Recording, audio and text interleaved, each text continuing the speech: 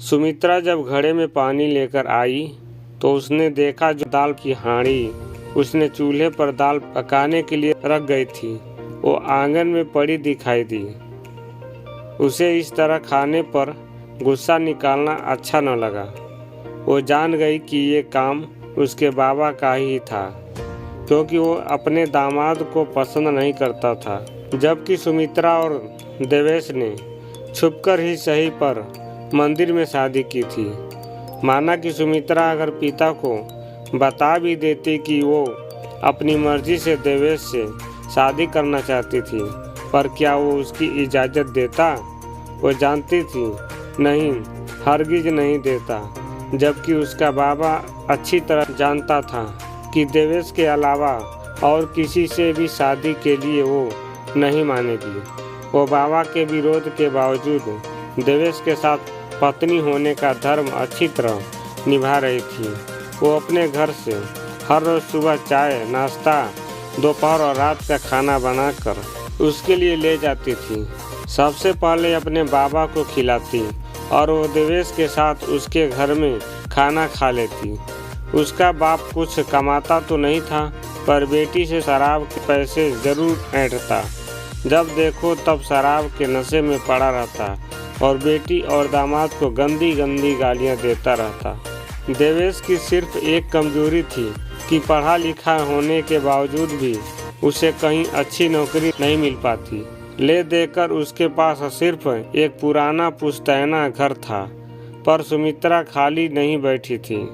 वो दिन भर लोगों के कपड़े सीकर उसकी आमदनी से तीनों का पेट पाल रही थी। इस बात से देवेश भी शर्मिंदा था, पर नौकरी न होने की वजह से वो भी मजबूर था। एक दिन जमींदार के घर से उसे मालकिन ने बुलावा भेजा। उसके पहुंचने पर मालकिन ने उसे उसके बच्चे के जन्मदिन पर पहनने के लिए कुछ कपड़े सिलाने दिए। सुमित्रा ने सोचा क्यों न मालकिन से देवेश की नौकरी के लिए बात छेड़ी जाए। उनका कारोबार शहर तक फैला था, उनकी कुछ दुकानें भी थीं। अगर कहीं भी काम मिल जाए तो उनकी ज़िंदगी बन जाए। उसने मालकिन से बात छेड़ी। मालकिन को भी एक ईमानदार नौकर की ज़रूरत थी। वो मान गई। अपने पति से बात करके देवेश को बुलावा भेजेगी कहकर उसे विदा किया। घर लौटते समय उसे रास्ते में चक्कर आ गया और वो गिर गई। कुछ औरतों ने उसे देखा, उसे रास्ते से हटाकर वैद्य जी के घर ले गए। वहाँ उसे होश में लाया गया। पता चला कि वो माँ बनने वाली है। सुनकर सुमित्रा खुश हो गई। घर आने पर अपने बाबा को बताने से डरने लगी, क्योंकि वो तो उनकी शादी को पाप मान बैठा था। उसके बच्चे को भी वो पाप ही समझ न बैठे, इसी डर से वो चुप हो गई। जब शाम को देवेश से मिली तो उसने खुशखबरी उसे सुना दी। दोनों बहुत खुश थे। कुछ देर बाद वो घर लौटी और अपने कामों में व्यस्त हो गई।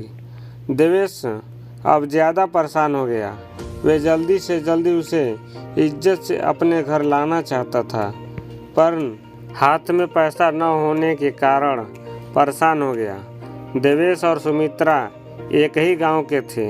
जमींदार की बीवी उसे अच्छी तरह जानती थी, इसलिए उसे नौकरी देने के लिए अपने पति से उसने सिफारिश की। जमींदार को भी वो भला लगा। तब उसने अपने नौकर से उसे बुलावा भेजा। जमींदार के नौकर को अपने घर के सामने देखकर वो चौंक गया। नौकर ने सिर्फ इतना कहा कि मालिक ने बुलाया है, साथ चलो। सुनकर पहले देवेश घबरा गया, पर जमींदार के बुलावे को वो नज़रअंदाज नहीं कर सकता था। दरवाज़ा बंद करके वो नौकर के साथ चल पड़ा। वहाँ पहुँचने पर जमींदार ने उसकी पढ़ाई लिखाई के बारे में पूछा तो उसका डर थोड़ा कम हुआ। जो सवाल पूछे सारे के जवाब उसने सही दिए। जमींदार ने खुश होकर उसे पूछा, हमारी दुकान में काम करना चाहोगे? उसने सर झुकाकर कहा, ज़रूर मालिक, अगर मिल जाए। उसका जवाब सुनकर जमींदार ने कहा, कल से नुक्कड़ वाली दुकान में आ जाना। जी मालिक, मेहरबानी आपकी, कहकर वो वापस घर आया। सुमित्रा को पता चला तो वो बहुत खुश हो गई। अपने होने वाले बच्चे के भाग्य की सराहना करते हुए देवेश से बोली, खूब जी जान लगाकर काम करना। देखो, मालिक को कभी शिकायत का मौका मत देना। हाँ सुमित्रा, बड़ी मुश्किल से आज अपने आने वाले बच्चे की किस्मत से ये मौका मिला है। मैं बहुत ध्यान से रहूँगा। जल्दी ही मैं तुम्हें अपने घर सबके सामने ब्याह कर लाऊंगा। तुम्हें अब किसी बात की कोई चिंता करने की ज़रूरत नहीं। अब सब मैं देख लूँगा। तुम बस अपना और अपने होने वाले बच्चे का ख्याल रखना, कहकर उसने उसे विदा किया। 3 महीने के बाद वो अपने ससुराल आया। ससुर से सुमित्रा का हाथ मांगा। दोनों तरफ से खर्चा खुद करने की शर्त पर उसका ससुर मान गया। सारे गांव के सामने बड़े धूमधाम से सुमित्रा को ब्याह कर हमेशा के लिए अपने घर ले आया। तो दोस्तों, उम्मीद करता हूँ कि ये कहानी आपको अच्छा लगा होगा। अगर कहानी अच्छा लगा हो तो वीडियो को लाइक कर दें, चैनल को सब्सक्राइब कर दें और साथ में बेल वाले आइकन को ज़रूर दबा कर रखें, ताकि ऐसे ही अच्छी कहानियाँ आपको हमेशा मिलती रहें। वीडियो देखने के लिए आपको बहुत बहुत धन्यवाद। आपका दिन शुभ हो।